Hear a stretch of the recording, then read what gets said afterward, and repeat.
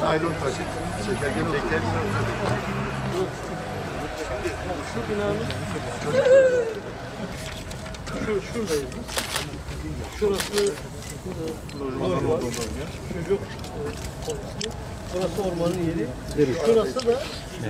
Şurası da imanda belediye hizmet alanı. Belediye hizmet alanı. Yani şuradan Bize dahil değil efendim. Parkın içerisinde efendim orası. yani Parkın içinde. ağaçların olmadığı bir yer. Evet, tamamen farklı bir görünüm göreceksiniz arkadaşlar.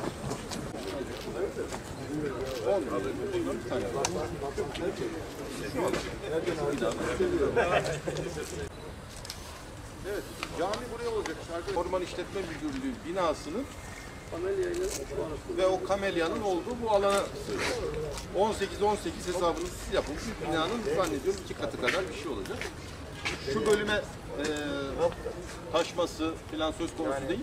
Bu alanda ne olacaksa olacak. Hatta şu duvarları yıkacağız. Burası da böyle parkla bütünleşecek.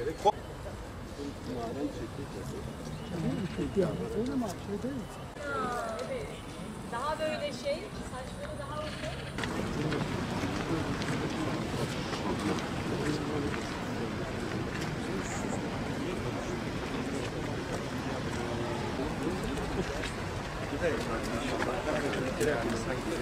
Şu an bulunduğumuz yer ilçe emniyet müdürlüğümüzde tahsisli ve vatandaşlarımızın çocuk şube olarak bildikleri hem çocuk şube müdürlüğümüzün hem de 10 dairelik emniyet lojmanımızın bulunduğu alandayız.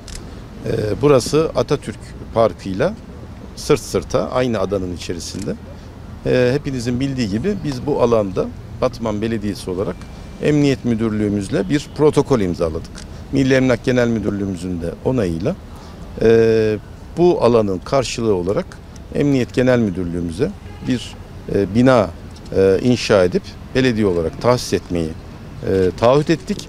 Karşılığında da bu arsayı park yapmak üzere almayı bu protokolle belirledik. Şimdi şu anda bunun son bölümüne geldik. Şu anda binamız bitmek üzere. Kaba inşaatı bitti. İnce işçiliği devam ediyor. Tahmin ediyorum 1 ya da 2 ay içerisinde. Nisan gibi Emniyet Müdürlüğümüz buradaki unsurlarını taşımak suretiyle bu arsayı bize teslim edecek. Biz de bu arsada mevcut binaları, zaten ekonomik ömrünü tamamlamış binalar, bu binaları yıkacağız ve bu alanı, şu çevre ihata duvarı da var, parkla Emniyet Müdürlüğü'nü birbirinden ayıran, o ihata duvarlarını da yıkacağız ve burayı parka katacağız. Burada bir örneklerini başka yerlerde gördüğümüz böyle bir su oyun parkı gibi bir şey de düşünüyoruz bu alanda. Kamuoyunda bazı kötü niyetli çevreler tarafından işte buraya cami yapılacak, bina yapılacak falan diyor. Halbuki biz buraya bina da yapmayacağız, cami de yapmayacağız. Cami yapacağımız yer parkın tam ters istikametinde, yine Atatürk Parkı'na komşu olan Orman İşletme Müdürlüğü'ne ait olan alandır. Burası değil, şurası, ötede. Hepiniz biliyorsunuz, Batman'da yaşayan insanlarsınız. Burada 1600 metrekarelik Orman İşletme Müdürlüğü'ne ait bir alan var. Bu alan ile Diyanet İşleri Başkanlığı ile Orman Genel Müdürlüğü arasında bir tahsis anlaşması yapıldı ve Orman Genel Müdürlüğü burayı Diyanet İşleri Başkanlığı'na tahsis etti.